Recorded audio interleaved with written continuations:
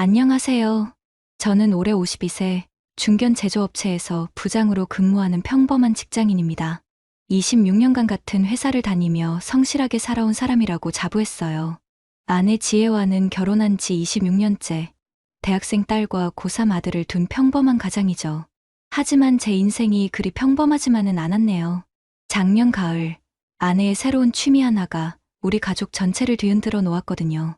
바로 사진이었습니다. 처음엔 중년의 새로운 도전이라며 응원했는데 알고 보니 사진 뒤에 숨겨진 다른 이야기가 있었어요. 지금 돌이켜보면 처음부터 신호는 있었습니다. 갑작스럽게 달라진 아내의 모습, 생소한 용어들, 그리고 매주 토요일마다 나가는 출사라는 것들. 하지만 26년을 함께 산 아내를 의심한다는 게 쉽지 않더라고요. 그래서 더 신중하게, 더 체계적으로 접근했습니다. 감정보다는 이성으로, 추측보다는 증거로. 그렇게 한 해 동안 벌어진 일들을 지금부터 차근차근 말씀드리겠습니다. 2023년 3월 15일. 그날을 정확히 기억하는 이유는 아내가 처음으로 카메라를 들고 왔기 때문입니다. 퇴근하고 집에 들어서니 거실 테이블 위에 검은색 카메라 가방이 놓여 있었어요. 지혜가 부엌에서 나오며 말했습니다. 동네 문화센터에서 사진 강좌를 듣기 시작했다고 하더라고요. 코로나로 집에만 있다가 이제 뭔가 새로운 걸 배우고 싶어졌다면서 친구 소개로 사진에 관심을 갖게 되었다고 했어요. 솔직히 반가웠습니다. 결혼 후 줄곧 아이들과 집안일에만 매달렸던 아내가 자신만의 취미를 갖는다는 게 좋아 보였거든요. 더구나 48세라는 나이에 새로운 도전을 한다는 것도 대견했고요. 그날부터 아내는 달라지기 시작했습니다. 평소보다 일찍 일어나서 화장을 하고 옷도 신경 써서 입더라고요. 20년 넘게 거의 맨얼굴로 지내던 사람이 갑자기 립스틱까지 바르고 나가는 모습이 신기했어요. 물어보니 사진을 배우니까 자신도 예쁘게 나오고 싶어진다고 하더군요. 4월 들어서는 매주 토요일마다 나가기 시작했습니다. 출사라는 걸 간다고 하는데 처음엔 무슨 말인지 몰랐어요. 설명을 들어보니 출장 촬영의 줄임말로 사진, 동호회 사람들이 좋은 장소에 가서 함께 사진을 찍는 활동이라고 하더라고요. 주말마다 집을 비우는 아내를 보며 처음엔 조금 서운했습니다. 그동안 주말이면 가족들과 시간을 보내는 게 일상이었는데 갑자기 혼자만의 시간을 갖겠다고 하니까요. 하지만 오랫동안 자신을 위한 시간이 없었던 아내를 생각하면 이해할 만했어요. 그런데 5월쯤부터 뭔가 이상한 기운이 감지되기 시작했습니다. 출사에서 돌아온 아내의 표정이 너무 밝은 거예요.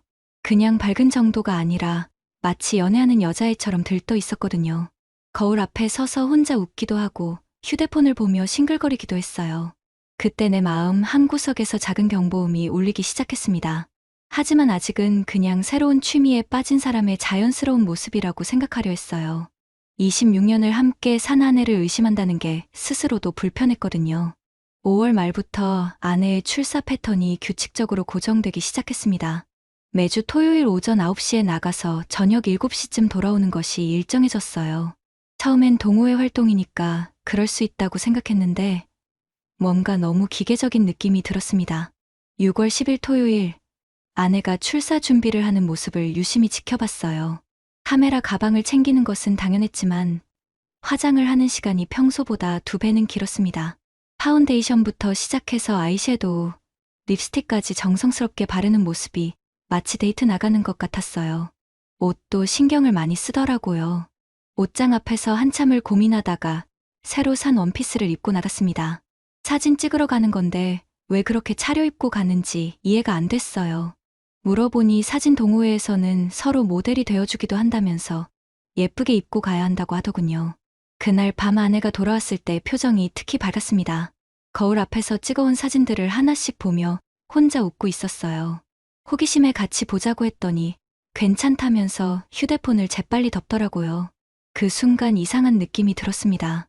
6월 중순부터는 휴대폰 사용 패턴도 달라졌어요. 예전에는 거실에서 함께 TV를 보면서 자연스럽게 휴대폰을 쓰곤 했는데 이제는 방으로 들어가서 혼자 보는 경우가 많아졌습니다. 카톡 알림음도 예전보다 훨씬 자주 울렸고요. 더 이상한 건 통화 패턴이었습니다. 예전에는 집에서 전화가 오면 자연스럽게 받았는데 이제는 발코니로 나가거나 방으로 들어가서 문을 닫고 통화를 하더라고요. 물어보면 동호회 사람들과 다음 출사 일정을 조율한다고 했어요. 7월 첫째 주 토요일, 아내가 출사해서 돌아온 시간이 평소보다 1시간 늦었습니다. 8시가 넘어서 들어왔는데 뭔가 들뜬 표정이었어요. 늦은 이유를 물어보니 출사 후에 동호회 사람들과 저녁을 먹었다고 하더군요. 그날 밤 잠자리에서 아내의 모습이 확실히 달라 보였습니다. 피부에 윤기가 흘렀고 표정도 생기가 넘쳤어요. 마치 10년은 젊어진 것 같았습니다. 한편으로는 기뻤지만 다른 한편으로는 묘한 불안감이 들었어요. 그때부터 나는 아내를 좀 더 주의 깊게 관찰하기 시작했습니다. 감정적으로 따지기보다는 객관적으로 상황을 파악해보고 싶었거든요. 26년 결혼 생활의 경험으로 봤을 때 분명 뭔가 평소와 다른 일이 일어나고 있었습니다. 7월 20일 일요일 오후 우연한 계기로 결정적인 단서를 발견하게 되었습니다. 딸 수연이가 가족여행 사진을 프레젠테이션에 사용하겠다며 구글 포토에서 사진을 찾아달라고 부탁했어요. 가족 계정으로 연결된 클라우드에는 모든 가족의 사진이 자동으로 업로드되거든요. 노트북을 열고 구글 포토에 접속해서 지난 몇 달간의 사진들을 훑어보는데 아내의 출사 사진들이 눈에 들어왔습니다. 처음엔 그냥 풍경 사진인 줄 알았는데 자세히 보니 사람들이 함께 찍힌 사진들이 많았어요. 그 중에서 한 남자가 유독 자주 등장하는 게 보였습니다. 키가 크고 마른 체형의 짧은 머리, 나이는 50대 초반으로 보였어요. 처음 한두 장에서는 우연의 일치라고 생각했는데 계속 보니 거의 모든 출사 사진에 같은 자리에 서 있더라고요. 더 놀라운 건 그 남자의 표정이었습니다. 다른 사람들을 찍을 때와 아내를 찍을 때가 명확히 달랐어요. 아내를 향할 때는 눈빛이 다르고 미소도 더 부드러웠습니다. 카메라 뒤에서 아내를 바라보는 그의 시선에는 분명 특별한 감정이 담겨 있었어요. 메타데이터를 확인해 봤더니 더욱 충격적인 사실을 알게 되었습니다. GPS 정보를 보니 출사 장소가 생각보다 다양했어요. 가평, 포천, 양평 등 경기도 일대의 여러 장소였는데 매번 같은 사람들이 함께 있었습니다. 시간 정보도 이상했어요.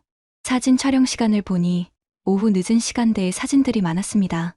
보통 출사는 오전이나 오후 초반에 하는 것으로 알고 있었는데 오후 5시, 6시에 찍힌 사진들이 상당했어요. 그것도 해가 질 무렵의 감성적인 사진들이었습니다. 한 장의 사진이 특히 제 시선을 붙잡았습니다. 7월 15일 가평 어느 펜션 앞에서 찍힌 사진이었는데 아내와 그 남자가 나란히 서 있는 모습이었어요. 다른 동호회 멤버들은 뒤쪽에 있고 이 두 사람만 앞쪽에 서 있었습니다. 거리도 다른 사람들보다 훨씬 가까웠고요. 그날 밤 잠이 오지 않았습니다. 머릿속으로 지난 몇 달간의 아내 모습들이 주마등처럼 지나갔어요. 갑작스럽게 달라진 외모 관리, 규칙적인 출사 일정, 밝아진 표정, 그리고 휴대폰 사용 패턴의 변화까지 모든 것들이 하나의 그림으로 맞춰지는 느낌이었습니다. 하지만 아직 확신할 수는 없었어요. 사진만으로는 단정할 수 없는 일이었거든요. 혹시 내가 과민하게 반응하는 건 아닌지, 아내를 의심하는 내 자신이 잘못된 건 아닌지 계속 자문했습니다. 그때 내 마음속에서는 두 가지 목소리가 싸우고 있었어요. 하나는 26년을 함께 산 아내를 믿어야 한다는 목소리였고 다른 하나는 뭔가 잘못되고 있다는 직감의 목소리였습니다. 결국 나는 더 정확한 확인이 필요하다고 판단했어요. 7월 25일 월요일 회사에서 점심시간에 인터넷 검색을 시작했습니다. 디지털 포렌식이라는 분야가 있다는 걸 알게 되었어요. 휴대폰이나 컴퓨터에서 삭제된 데이터를 복구하거나 숨겨진 정보를 찾아내는 전문 기술이었습니다. 서울 강남에 있는 한 업체에 전화를 걸었어요. 상담을 받아보니 생각보다 정교한 작업이 가능하다고 하더라고요. 카카오톡 대화 내용, 사진 메타데이터 분석, 위치 추적 등 다양한 방법으로 정보를 수집할 수 있다고 했습니다. 하지만 비용이 만만치 않았어요. 기본 분석만 해도 200만 원, 심화 분석까지 하면 500만 원 이상 든다고 하더군요. 더 큰 문제는 아내의 휴대폰에 직접 접근해야 한다는 점이었습니다. 법적으로 문제가 될 수 있다는 얘기도 들었고요. 그래서 다른 방법을 생각해봤습니다. 사설 탐정을 고용하는 것이었어요. 8월 2일 오후 회사 근처 탐정사무소를 찾아갔습니다. 50대 후반으로 보이는 대표와 상담을 했는데 의외로 신중한 접근을 권했어요. 탐정은 우선 공개된 정보부터 확인해보자고 제안했습니다. 아내가 가입한 사진 동호회 카페를 찾아보고 그곳에 올라온 출사 후기나 사진들을 분석해보는 것이었어요. 의외로 많은 정보가 공개되어 있을 수도 있다고 하더군요. 그날 저녁 집에 돌아와서 네이버 카페를 검색해봤습니다. 아내가 말했던 사진 동호회 이름으로 검색하니 실제로 카페가 있었어요. 가입 신청을 하고 승인을 기다리는 동안 공개된 게시물들을 살펴봤습니다. 정말 놀라웠어요. 출사 후기 게시물에 아내의 사진들이 올라와 있었습니다.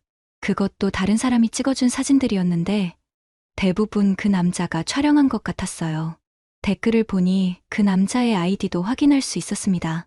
더 충격적인 건 아내의 닉네임이었어요. 실명 대신 꽃빛지혜라는 닉네임을 쓰고 있었는데 뭔가 새로운 정체성을 만들어가는 느낌이었습니다. 그리고 그 남자의 닉네임은 렌즈 속세상이었어요. 8월 5일 탐정과 두 번째 미팅을 가졌습니다. 수집한 정보들을 정리해서 보여주니 탐정도 의미 있는 패턴이라고 판단했어요. 하지만 아직 결정적인 증거는 아니라고 했습니다. 좀 더 직접적인 확인이 필요하다고 하더군요. 탐정이 제안한 방법은 실제 출사 현장을 확인하는 것이었습니다. 다음 출사 일정을 파악해서 멀리서 관찰해보자는 것이었어요. 비용은 하루 80만 원이었는데 진실을 확인하기 위해서는 필요한 투자라고 생각했습니다. 그때 내 마음은 복잡했어요.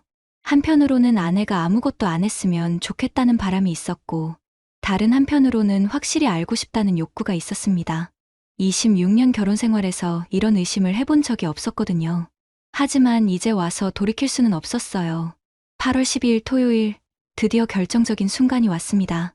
탐정과 함께 아내의 출사 현장을 확인하기로 한 날이었어요. 그날 출사지는 가평의 한 펜션이었는데 아내는 평소처럼 오전 9시에 집을 나갔습니다. 우리는 1시간 뒤에 그곳으로 향했어요. 탐정은 망원렌즈가 달린 카메라와 쌍안경을 준비해 왔더라고요. 펜션에서 500m 정도 떨어진 야산에 자리를 잡고 관찰을 시작했습니다. 오전 11시쯤 사진 동호회 사람들이 하나둘씩 모이기 시작했어요. 총 8명 정도였는데 그 중에 아내도 보였습니다. 그리고 클라우드 사진에서 봤던 그 남자도 있었어요. 실제로 보니 생각보다 젊어 보였습니다. 처음에는 정말 사진 촬영 활동처럼 보였어요. 다들 카메라를 들고 펜션 주변의 풍경을 찍고 있었거든요. 아내도 다른 사람들과 별다를 게 없어 보였습니다. 혹시 내가 괜한 의심을 한 건 아닌가 하는 생각도 들었어요. 하지만 점심시간이 지나면서 상황이 달라졌습니다. 다른 사람들은 펜션 식당에서 식사를 하는데 아내와 그 남자만 따로 나와서 산책을 하기 시작했어요. 둘이서만 말이죠. 탐정의 망원렌즈로 확인한 그들의 모습은 충격적이었습니다. 걸으면서 자연스럽게 팔짱을 끼고 있었어요. 그리고 나무 그늘 아래서 서로를 바라보며 웃고 있었습니다. 그 표정은 26년 결혼 생활에서 한 번도 본 적 없는 아내의 얼굴이었어요. 오후 2시쯤 더욱 결정적인 장면을 목격했습니다. 다른 동호회 멤버들이 펜션 앞마당에서 단체 사진을 찍는 동안 아내와 그 남자는 펜션 뒤편으로 사라졌어요. 탐정이 위치를 바꿔가며 추적했는데 두 사람이 펜션 객실 중 하나로 들어가는 모습을 포착했습니다. 그 순간 내 가슴이 철렁 내려앉았어요. 26년 동안 쌓아온 모든 믿음이 한순간에 무너지는 느낌이었습니다. 손이 떨려서 쌍안경을 제대로 들 수도 없었어요. 탐정은 계속 사진을 찍고 있었습니다. 두 사람이 객실에 들어간 시간, 나온 시간, 그 사이의 모든 상황들을 기록하고 있었어요. 약 1시간 30분 후에 두 사람이 나왔는데 아내의 옷차림이 처음과 미묘하게 달라져 있었습니다. 그 후에도 관찰을 계속했는데 두 사람의 스킨십은 더욱 노골적이었어요. 다른 사람들이 보지 않을 때마다 손을 잡거나 어깨에 손을 올리는 모습들이 계속 포착되었습니다. 오후 6시 출사가 끝나고 사람들이 떠날 때의 모습도 의미심장했어요. 다른 사람들은 각자 차로 흩어졌는데 아내와 그 남자는 마지막까지 남아서 무언가 이야기를 나누고 있었습니다. 헤어질 때는 포옹까지 했어요. 그날 밤 집에 돌아온 아내는 평소처럼 밝은 표정이었습니다. 출사가 어땠는지 물어보니 날씨도 좋고 사진도 잘 나왔다고 하더군요. 하지만 그 말 한마디 한마디가 이제는 거짓말로 들렸어요. 26년을 함께 산 아내가 내 눈앞에서 자연스럽게 거짓말을 하고 있었습니다. 8월 13일 일요일, 하루 종일 마음이 복잡했습니다. 분명한 증거를 확인했지만 이제 어떻게 대응해야 할지 막막했어요. 감정적으로는 당장 아내를 추궁하고 싶었지만 26년 결혼 생활을 한순간의 감정으로 결정하기에는 너무 큰 일이었습니다. 그날 밤 탐정으로부터 연락이 왔어요. 촬영한 사진들을 정리해서 보내주겠다고 하더군요. 다음날 받아본 사진들은 생각보다 선명했습니다. 객실로 들어가는 모습, 나오는 모습, 스킨십 장면들까지 모든 것이 명확하게 기록되어 있었어요. 8월 15일 화요일 변호사를 만나러 갔습니다. 회사 법무팀에서 추천받은 가사 전문 변호사였어요. 50대 중반의 여성 변호사였는데 첫 상담에서부터 현실적인 조언을 해주었습니다. 변호사는 증거의 품질이 상당히 좋다고 평가했어요. 하지만 더 확실한 증거가 있으면 좋겠다고 했습니다. 특히 메시지 내용이나 통화 녹음 등이 있으면 법정에서 더 유리하다고 하더군요. 법적 절차에 대한 설명도 들었습니다. 이혼 소송과 동시에 상간자에 대한 위자료 청구도 가능하다고 했어요. 예상 위자료는 아내에게서 2천만 원, 상간자에게서 1,500만 원 정도라고 했습니다. 변호사 비용은 착수금 800만 원에 성공보수 20%였어요. 재산 분할에 대한 부분도 중요했습니다. 우리 집은 시가 4억 정도였고 예금과 적금이 1억 5천만 원 정도 있었어요. 아내가 혼인 파탄에 주된 책임이 있다면 재산 분할에서도 유리하게 작용할 수 있다고 했습니다. 아이들 문제가 가장 걱정되었어요. 딸은 대학생이라 그나마 이해할 수 있겠지만 고3인 아들에게는 큰 충격일 것 같았습니다. 변호사는 아이들의 심리적 피해를 최소화하는 방향으로 진행하는 게 좋겠다고 조언했어요. 8월 20일 탐정과 추가 조사에 대해 논의했습니다. 좀 더 결정적인 증거를 확보하기 위해 한 번 더 현장 확인을 하자고 제안했어요. 그리고 상간자의 신상 정보도 더 자세히 조사해보자고 했습니다. 탐정의 조사 결과 상간자는 52세의 중소기업 대표였어요. 기혼자였고 아들 하나가 있다고 했습니다. 사진 동호회에서는 회장을 맡고 있었고 꽤 영향력이 있는 사람인 것 같았어요. 그의 회사 정보도 확인했습니다. 직원 50명 정도의 제조업체였는데 재정 상태는 양호해 보였어요.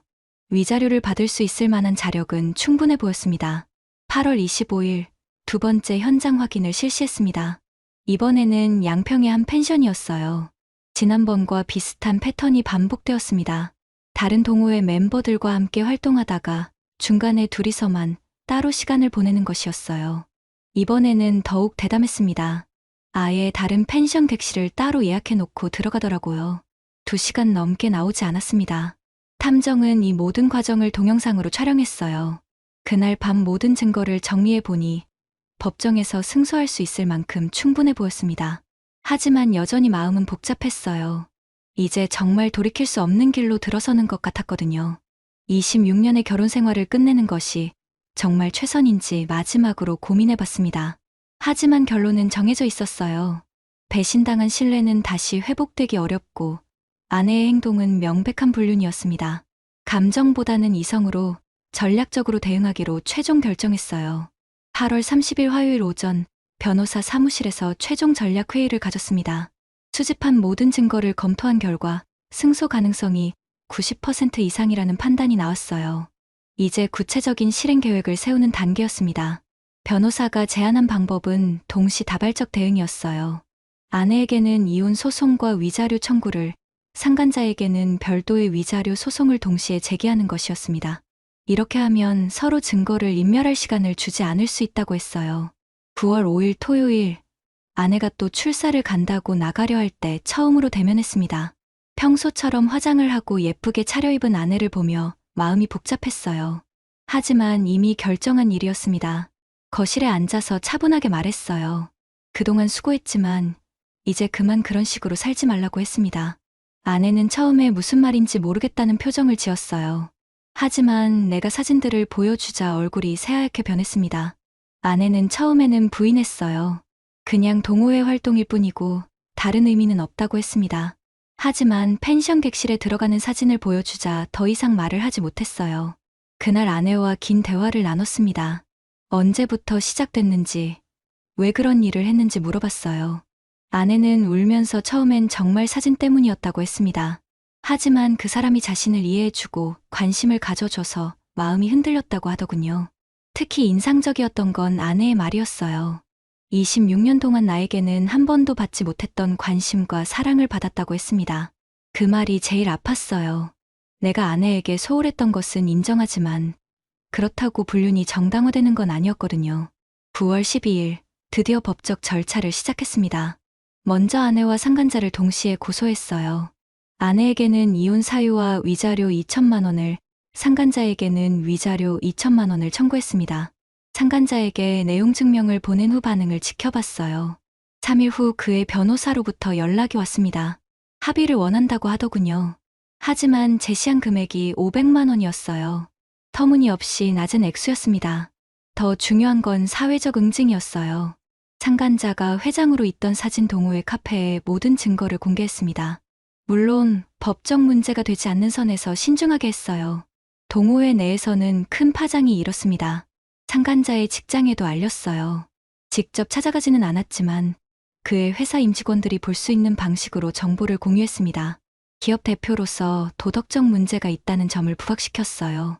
9월 20일경부터 상간자 측에서 적극적으로 합의를 타진해 왔습니다. 사회적으로 알려지면서 부담이 커진 것 같았어요. 1천만 원까지 올렸지만 여전히 부족했습니다. 아내와의 관계는 완전히 끝났어요. 집에서도 대화를 하지 않았고 각자 방을 쓰기 시작했습니다.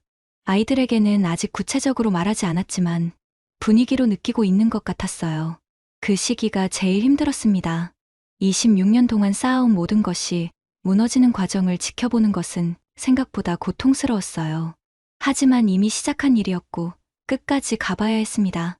12월 15일 드디어 모든 법적 절차가 마무리되었습니다.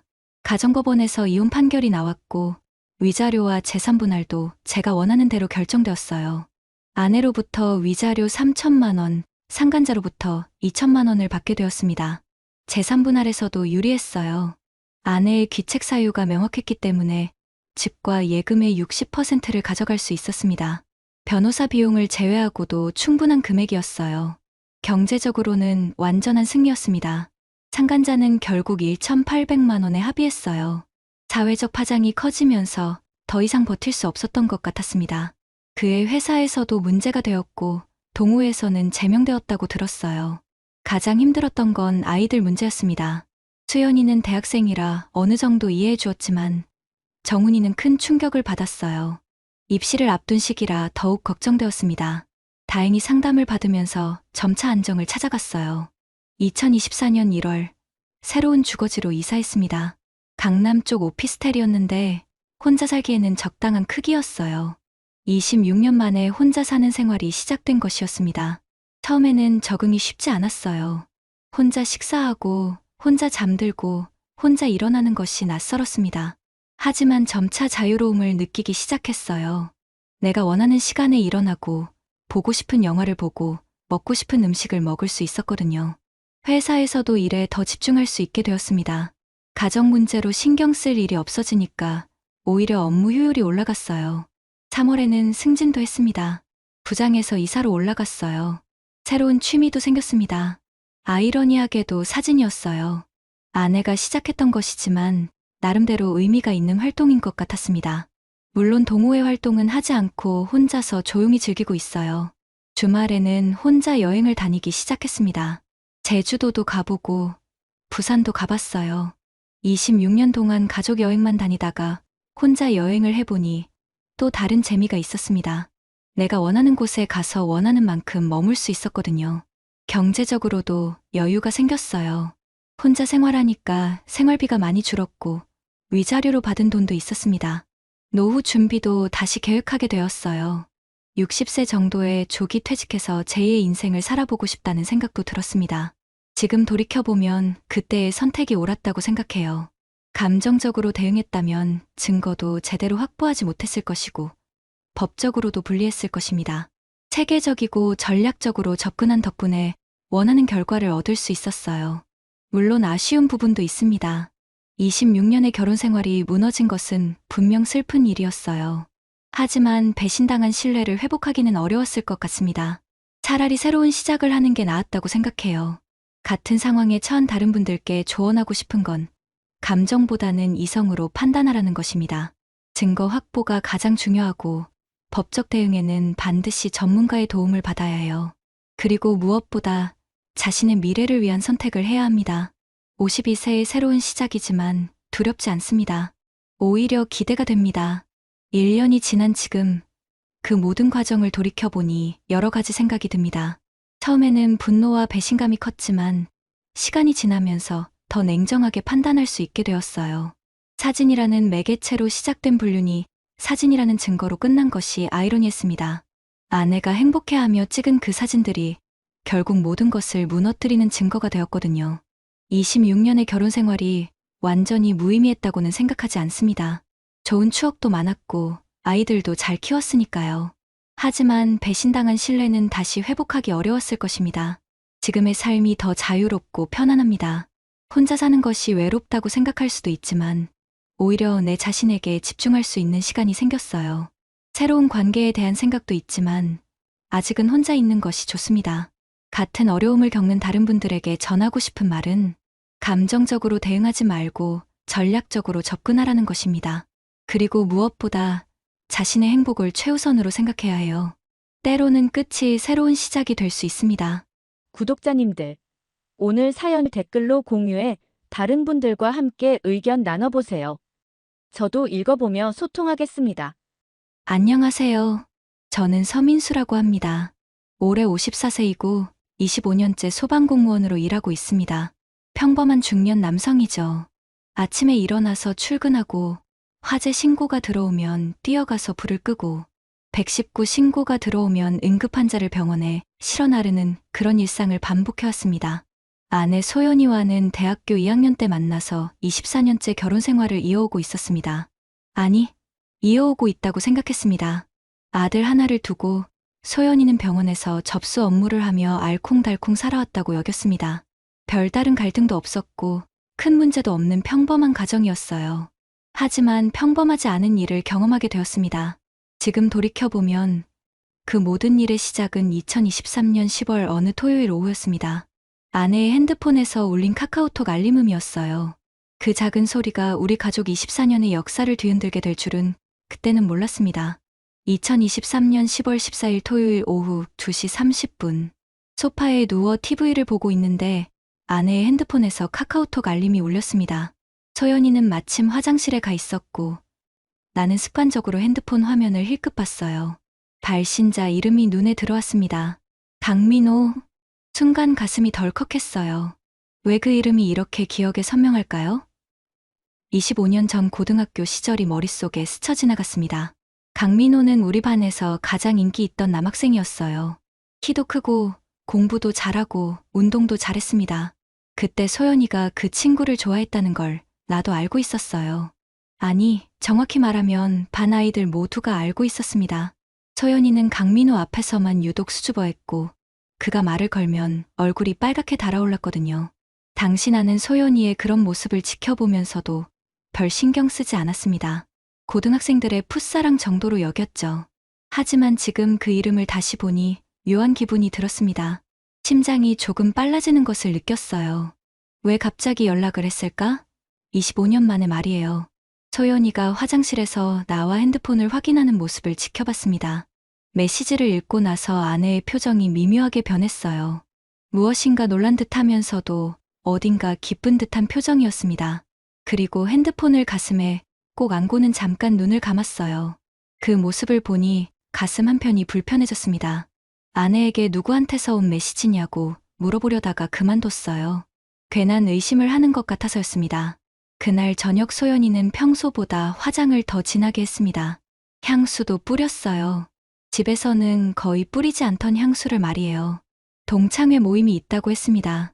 오랜만에 고등학교 동창들이 만난다면서 늦을 수도 있으니 먼저 자라고 했어요. 그 순간 내 마음속에서는 작은 경보음이 울리기 시작했습니다. 25년 소방관 생활을 하면서 터득한 직감이라고 할까요? 뭔가 평상시와 다른 분위기를 감지하는 능력이 있었거든요. 하지만 그때는 그냥 기분 탓이려니 하고 넘어갔습니다. 설마 내 아내가 24년을 함께 산 소연이가 그럴 리는 없다고 생각했으니까요. 2023년 10월 14일 토요일 밤 11시 40분. 소연이가 동창회에서 돌아왔습니다. 현관문이 열리는 소리에 잠에서 깨어났어요. 평소보다 훨씬 늦은 시간이었습니다. 일어나서 거실로 나가보니 아내가 신발을 벗고 있었는데 뭔가 평소와 달랐어요. 첫 번째로 눈에 띈 건 아내의 표정이었습니다. 어딘가 들뜬 듯한 기색이 역력했어요. 마치 즐거운 꿈을 꾸고 있는 사람처럼 말이에요. 그리고 화장이 조금 지워져 있었지만 평소보다 훨씬 신경 써서 한 흔적이 뚜렷했습니다. 특히 립스틱이 거의 다 지워져 있는 게 이상했어요. 어떻게 지냈냐고 물어봤을 때 아내의 반응도 평소와 달랐습니다. 보통은 피곤하다면서 빨리 씻고 자자고 하는데 그날은 이상하게 수다스러웠어요. 오랜만에 만난 친구들 이야기를 계속 하더라고요. 누가 어떻게 변했고, 누구는 사업을 어떻게 하고 있고, 그런 이야기들을 쏟아냈습니다. 그런데 이상하게도 강민호 이야기는 한마디도 안 했어요. 분명히 그 친구도 왔을 텐데 말이에요. 내가 먼저 물어봤습니다. 강민호는 안 왔냐고요.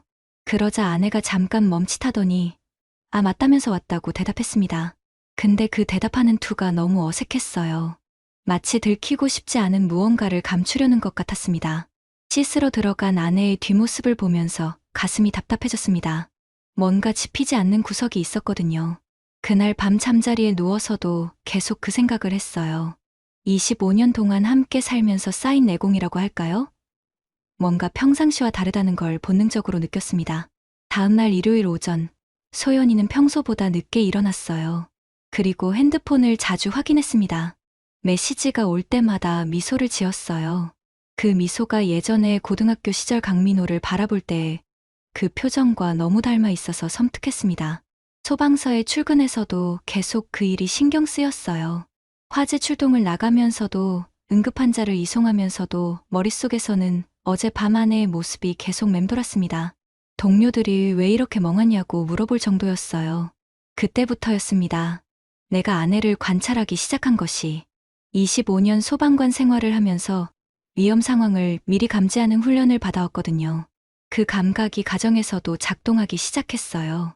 뭔가 잘못되고 있다는 신호를 놓치고 싶지 않았습니다. 2023년 10월 21일 토요일, 동창회가 있은 지 일주일 후였습니다.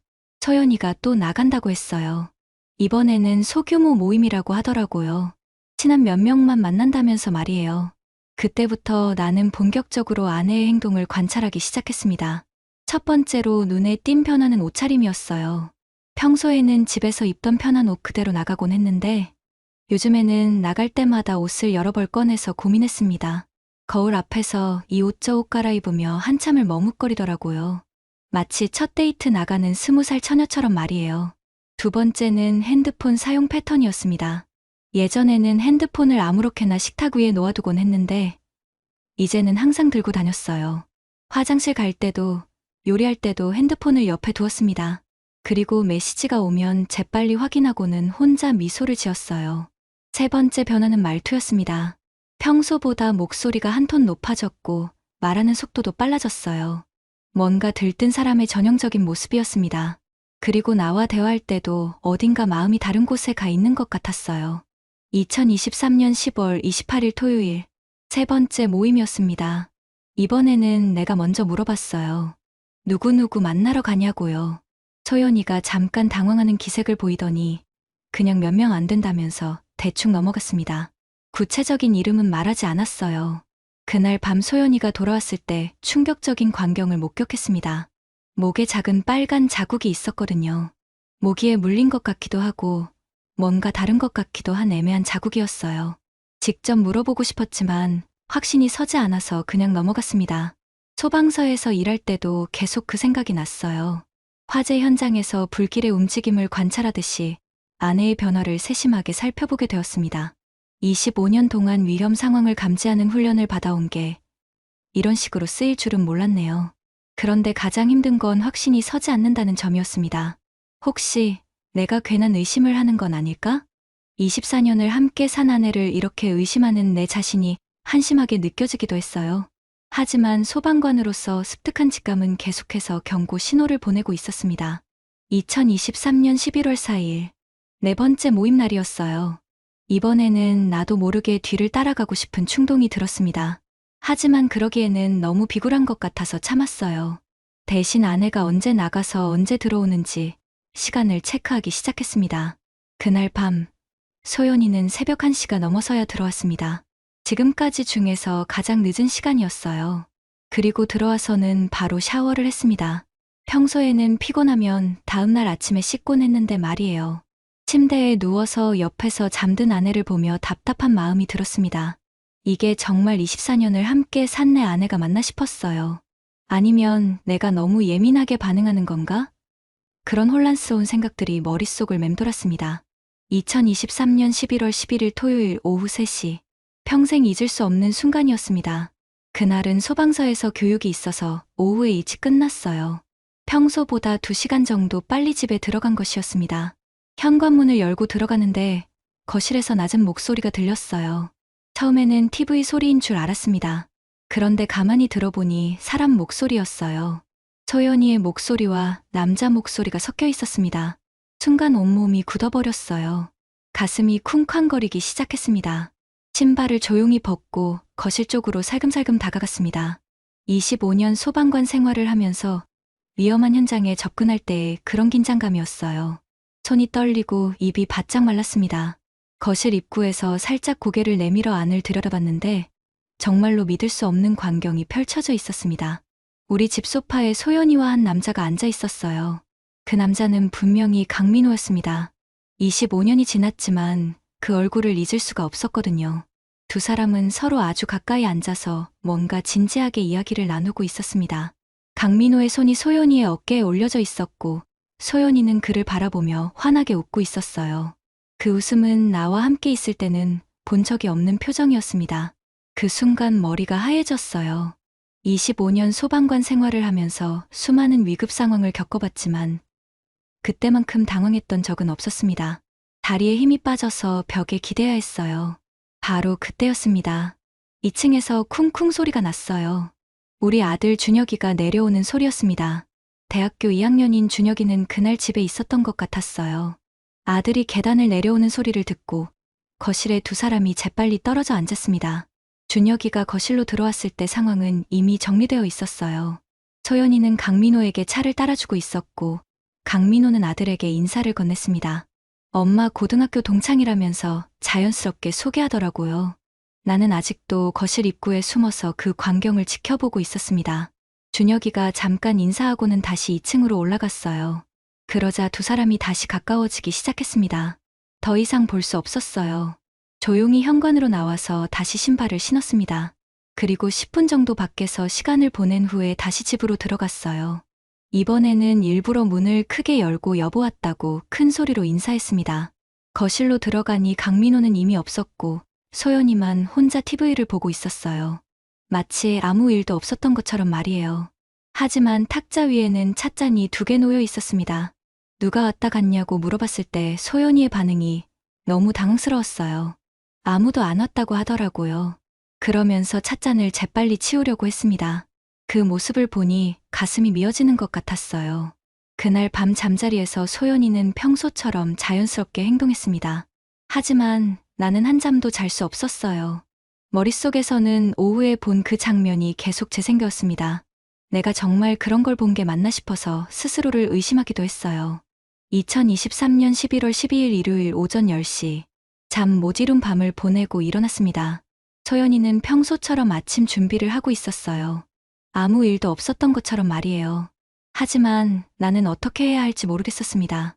준혁이가 아침에 일어나서 부엌으로 내려왔을 때 나는 용기를 내서 물어봤어요. 어제 엄마가 누구랑 있었는지 봤냐고요. 준혁이는 잠깐 망설이더니 고등학교 동창이라고 소개받았다고 했습니다. 그리고는 뭔가 더 말하고 싶어하는 눈치였어요. 준혁이를 따로 불러서 이야기를 나눴습니다. 아들은 생각보다 많은 것을 알고 있었어요. 최근 몇 주 동안 엄마가 자주 나가는 것도 알고 있었고 집에 남자가 온 것도 어제가 처음이 아니라고 했습니다. 준혁이 말로는 지난주에도 한 번 왔었다고 하더라고요. 그때는 자신이 도서관에서 공부하고 들어왔는데 엄마와 그 남자가 거실에서 이야기하고 있었다고 했습니다. 자신을 보자 그 남자가 급하게 일어나서 인사하고 갔다고 했어요. 아들의 증언을 듣고 나니 현실이 더욱 선명해졌습니다. 이건 우연이 아니었어요. 계획적이고 지속적인 만남이었습니다. 가슴이 답답해서 숨쉬기가 힘들었어요. 하지만 동시에 현실적인 문제들이 머릿속을 맴돌았습니다. 소방공무원인 내 월급으로는 이혼 소송을 감당하기 어려울 것 같았어요. 변호사 비용도 만만치 않을 뿐더러 위자료를 받기 위해서는 확실한 증거가 필요했습니다. 2023년 11월 13일 월요일, 소방서에 출근해서 동료들과 이야기를 나눴어요. 물론 직접적으로 말하지는 않았지만 가정 문제로 고민이 있다고 했습니다. 선배 한 분이 사설 탐정을 소개해주겠다고 하더라고요. 하지만 비용을 들어보니 내 월급 2달치가 넘었습니다. 그날부터 나는 스스로 증거를 수집하기 시작했습니다. 소연이의 핸드폰을 확인해보고 싶었지만 비밀번호를 모르겠더라고요. 예전에는 비밀번호를 걸지 않았는데 언제부터인가 잠금 설정을 해놨어요. 카드 사용 내역을 확인해봤습니다. 인터넷 뱅킹으로 들어가서 소연이의 카드 사용 기록을 살펴봤어요. 최근 몇 주 동안 평소보다 화장품 구입이 늘어났고 옷도 몇 벌 새로 샀더라고요. 그리고 카페나 레스토랑에서의 결제도 잦아졌습니다. 2023년 11월 18일 토요일, 소연이가 또 나간다고 했어요. 이번에는 나도 뒤를 따라가 보기로 결심했습니다. 소방서 동료한테 차를 빌려서 멀찍이 따라갔어요. 25년 소방관 생활을 하면서 이런 일을 할 줄은 정말 몰랐네요. 소연이는 시내 한 카페로 갔습니다. 그곳에서 강민호와 만났어요. 카페 밖에서 지켜보는데 두 사람이 너무 자연스럽게 행동하는 모습이 더욱 충격적이었습니다. 마치 오래된 연인처럼 편안해 보였어요. 1시간 정도 카페에 있다가 두 사람이 나왔습니다. 그리고는 강민호의 차를 타고 어디론가 갔어요. 나는 더 이상 따라갈 용기가 없었습니다. 이미 충분히 확인했거든요. 집으로 돌아와서 준혁이와 다시 이야기를 나눴습니다. 아들도 상황을 어느 정도 파악하고 있었고 아빠 편을 들어주겠다고 했어요. 하지만 동시에 가족이 깨지는 것에 대한 걱정도 표현했습니다. 그날 밤 소연이가 돌아왔을 때 나는 처음으로 직접적인 질문을 했습니다. 강민호와 만나고 있는 거냐고요. 소연이는 잠깐 당황하더니 그냥 옛동창이라고 했습니다. 하지만 그 표정에서 거짓말이라는 것을 알 수 있었어요. 2023년 11월 25일 토요일 오후 7시. 더 이상 미룰 수 없었습니다. 준혁이가 친구 집에 놀러 간 사이 소연이와 단둘이 거실에 앉아서 진지한 대화를 나눴어요. 24년 결혼 생활에서 가장 힘든 대화였습니다. 처음에는 조심스럽게 접근했습니다. 최근에 뭔가 달라진 것 같다고, 혹시 고민이 있으면 말해달라고 했어요. 소연이는 별일 아니라고 하면서 피하려고 했습니다. 하지만 나는 포기할 수 없었어요. 강민호 이야기를 꺼냈을 때 소연이의 얼굴이 확연히 굳어졌습니다. 아무렇지도 않은 척하려고 했지만 이미 들킨 상황이었어요. 그제서야 소연이가 천천히 입을 열기 시작했습니다. 소연이의 고백은 생각보다 솔직했어요. 강민호와 다시 만나게 된 것은 우연이었다고 했습니다. 첫 번째 동창회에서 25년 만에 재회했는데 고등학교 때 못다 한 이야기들을 나누다 보니 자꾸 만나게 되었다고 하더라고요. 그런데 소연이가 한 말 중에서 가장 가슴 아팠던 건 이거였어요. 강민호와 함께 있으면 20살로 돌아간 것 같다고, 그동안 잊고 있었던 설렘을 다시 느낀다고 했습니다. 24년 동안 나와 함께 살면서는 느끼지 못했던 감정이라고 했어요. 나는 그 말을 듣고 머리가 하얘졌습니다. 24년 동안 내가 그녀에게 어떤 남편이었는지 되돌아보게 되었어요. 소방서 일에 매달려서 집에서는 피곤하다고 누워만 있었던 건 아닌가? 아내를 여자로서 제대로 사랑해주지 못했던 건 아닌가? 하지만 동시에 분노도 치밀어 올랐습니다. 그렇다고 해서 다른 남자와 이런 식으로 만나는 것이 정당화될 수 있을까요? 24년 동안 함께 쌓아온 추억들, 준혁이를 함께 키워온 시간들이 그렇게 쉽게 무너져도 되는 건가요? 소연이에게 물어봤습니다. 강민호와 어디까지 간 거냐고요. 소연이는 한참을 망설이더니 아직 선을 넘지는 않았다고 했습니다. 하지만 그 감정이 점점 커지고 있다는 것도 인정했어요. 그때 나는 마지막으로 부탁했습니다. 24년 동안 함께 산부부의 정을 생각해서라도 한 번만 더 기회를 달라고요. 강민호와의 만남을 끊고 우리 가족을 다시 되돌려보자고 했습니다. 소연이가 한참 동안 울었어요. 그 눈물이 진짜인지 가짜인지 알 수 없었지만 일단은 생각해보겠다고 했습니다. 강민호와의 만남도 당분간 중단하겠다고 약속했어요. 그날 밤 우리는 오랜만에 함께 잠자리에 들었습니다. 하지만 서로 등을 돌리고 누워 있었어요. 같은 침대에 누워 있으면서도 이렇게 멀게 느껴진 적은 처음이었습니다. 2023년 12월 첫 주, 소연이는 약속을 지키는 것 같았어요. 외출도 줄어들었고 핸드폰도 예전만큼 자주 보지 않았습니다. 나는 혹시나 하는 마음으로 아내를 다시 사랑해보려고 노력했어요. 오랜만에 꽃을 사다 주기도 하고 함께 영화를 보러 가기도 했습니다. 소연이도 나름 노력하는 것 같았어요. 하지만 뭔가 어색했습니다. 마치 연기를 하는 것 같은 느낌이었어요. 하지만 그 평화는 오래가지 않았습니다. 2023년 12월 15일, 소연이가 다시 늦게 들어왔어요. 그리고 그때부터 예전의 패턴이 반복되기 시작했습니다. 결국 약속은 지켜지지 않은 것이었어요. 2024년 1월 3일, 새해 첫 업무일이었습니다. 더 이상 참을 수 없어서 변호사 사무실을 찾았어요. 이혼 전문 변호사와 상담을 받았는데 현실은 생각보다 복잡했습니다. 변호사가 말하길 불륜 사실을 입증하기 위해서는 확실한 증거가 필요하다고 했어요. 내가 가진 건 준혁이의 증언과 내가 직접 목격한 것뿐이었습니다. 하지만 그것만으로는 법정에서 인정받기 어렵다고 하더라고요. 소방공무원 월급으로 변호사 비용을 감당하는 것도 쉽지 않았습니다. 착수금만 500만 원, 성공보수까지 합치면 2천만 원이 넘을 수도 있다고 했어요. 25년 동안 모아온 적금을 깨야 할 상황이었습니다. 2024년 1월 15일, 결국 이혼 소송을 제기하기로 결심했습니다. 소연이에게 이혼 의사를 명확히 밝혔어요. 소연이는 처음에는 놀라더니 나중에는 오히려 홀가분해하는 것 같았습니다. 재산분할 협의가 가장 복잡했어요. 우리 집은 24년 전에 대출받아서 샀는데 아직 대출이 조금 남아 있었습니다. 소연이는 집을 팔아서 반씩 나누자고 했지만 준혁이 때문에 그럴 수는 없었어요. 가장 힘들었던 건 준혁이의 반응이었습니다. 아들은 부모의 이혼을 받아들이기 어려워했어요. 대학교 2학년인데 갑자기 가정이 해체되니까 충격이 컸을 거예요. 하지만 엄마의 행동에 대해서는 실망한다고 했습니다. 2024년 2월부터 본격적인 법정 다툼이 시작되었습니다. 소연이 측에서도 변호사를 선임했어요. 의외로 소연이 쪽 변호사비는 강민호가 되는 것 같았습니다. 그제서야 그들의 관계가 얼마나 깊어졌는지 알 수 있었어요. 법정에서 증인으로 나선 준혁이가 가장 인상적이었습니다. 아들은 담담하게 자신이 목격한 것들을 증언했어요. 엄마와 강민호가 집에서 만난 것, 두 사람의 친밀한 모습을 본 것 등을 말했습니다. 소연이 측 변호사는 단순한 친구 관계였다고 주장했습니다. 불륜 관계를 인정하지 않았어요. 하지만 준혁이의 증언과 내가 수집한 정황글이 쌓이면서 점차 불리해지는 것 같았습니다. 2024년 4월, 조정 과정에서 소연이가 불륜 사실을 일부 인정했습니다. 정확히는 부적절한 관계였다고 표현했지만 법적으로는 인정하는 것과 마찬가지였어요. 그때서야 위자료 문제를 논의할 수 있었습니다. 소방공무원인 내 연봉을 고려해서 위자료는 3천만 원으로 결정되었습니다. 생각보다 적은 금액이었지만 적어도 소연이의 잘못을 법적으로 인정받은 것에 의미가 있었어요. 재산 분할은 결국 집을 팔지 않고 내가 소연이 몫을 사는 것으로 합의했습니다. 준혁이의 안정적인 생활을 위해서였어요. 대출을 더 받아야 했지만 어쩔 수 없었습니다. 2024년 6월 15일, 드디어 이혼이 성립되었습니다. 법원에서 나오는데 24년 동안의 결혼 생활이 한 장의 종이로 정리되는 것이 허무했어요. 소연이와 마지막 인사를 나눴는데 서로 미안하다고 했습니다. 준혁이는 나와 함께 살기로 했어요. 대학교 다니면서 아빠를 챙겨주겠다고 하더라고요. 그 말을 듣고 뭉클했습니다. 비록 아내는 잃었지만 아들은 내 편이 되어준 것이었어요.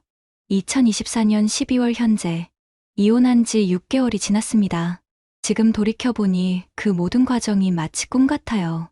24년 동안 쌓아온 가정이 무너지는 것을 지켜보는 것은 정말 힘든 일이었습니다. 처음 몇 달은 정말 힘들었어요. 집에 혼자 있으면 소연이 생각이 계속 났습니다. 부엌에서 밥을 하던 모습, 거실에서 TV를 보던 모습, 그런 평범한 일상들이 그리웠어요. 분명히 배신당했는데도 말이에요. 소방서 동료들이 많이 격려해줬습니다. 중년에 이혼하는 사람이 나만 있는 게 아니라고, 새 출발할 수 있다고 용기를 줬어요. 특히 비슷한 경험을 한 선배가 많은 조언을 해줬습니다. 준혁이와의 관계는 오히려 더 가까워졌어요. 이전에는 아빠와 아들 사이에 엄마가 중간 역할을 했다면 이제는 우리 둘이 직접 소통하게 되었습니다. 처음에는 어색했지만 점점 익숙해졌어요. 아들이 요리를 배워서 가끔 밥을 해주기도 합니다. 서툴지만 정성이 느껴져서 맛있어요. 그리고 집안일도 함께 나누어서 하고 있습니다. 24년 동안 소연이가 해주던 일들을 이제는 우리 부자가 함께 하고 있어요. 소연이는 강민호와 함께 살고 있다고 들었습니다. 준혁이를 통해서 가끔 소식을 듣는데 행복해 보인다고 하더라고요. 처음에는 그 말을 들으면 속이 쓰렸지만 이제는 담담해졌습니다. 가끔 생각해봅니다. 내가 더 좋은 남편이었다면 소연이가 다른 남자에게 마음을 주지 않았을까? 24년 동안 소방서 일에만 매달려서 아내를 소홀히 한 것은 아닐까? 그런 반성도 많이 했어요. 하지만 이제는 그런 생각들을 털어버리려고 합니다. 과거를 후회하는 것보다는 앞으로의 삶을 더 중요하게 생각하게 되었어요. 54세가 인생의 끝은 아니니까요. 소방서에서도 새로운 목표를 세웠습니다. 5년 후 정년퇴직할 때까지 최선을 다해서 일하고 그 후에는 준혁이와 함께 작은 사업을 해볼까 생각하고 있어요. 아들도 그런 계획에 관심을 보이고 있습니다. 최근에는 등산을 시작했어요. 혼자서 산에 올라가면 마음이 편해집니다. 25년 동안 화재 현장에서 뛰어다니느라 제대로 쉬지 못했는데 이제야 여유를 찾은 것 같아요. 어젯밤에 준혁이와 대화를 나눴습니다. 아들이 물어보더라고요. 아빠는 엄마를 아직도 사랑하냐고요. 나는 한참 생각하다가 대답했습니다. 사랑했던 것은 사실이지만 이제는 다른 사람이 되었다고요. 진정한 사랑은 서로를 존중하고 신뢰하는 것이라고 생각합니다. 소연이는 그 신뢰를 깨뜨렸어요. 25년 전 고등학교 시절의 첫사랑에 매달려서 24년 동안 쌓아온 가정을 포기했습니다. 하지만 나는 그 경험을 통해서 더 성숙해진 것 같아요.